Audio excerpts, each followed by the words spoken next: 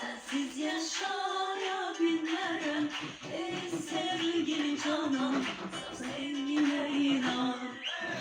Yandırdın kalbimi aman, ey kaşları keman. Ben eleme salan yar.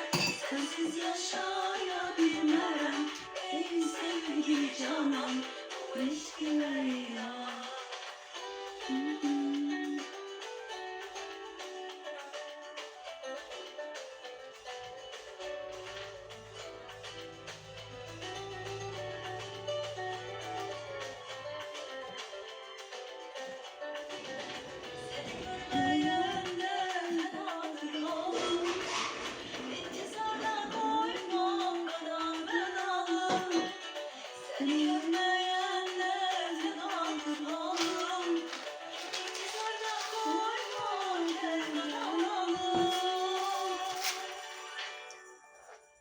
Yandırdın kalbimi aman, ey kaşları keman.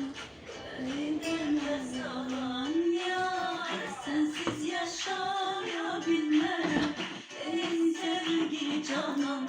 Sevgime inan. Yandırdın kalbimi aman, ey kaşları keman. Eyleme yalan yar. Sensiz yaşayabilmem ey sevgili canan. Bu eşkime inan.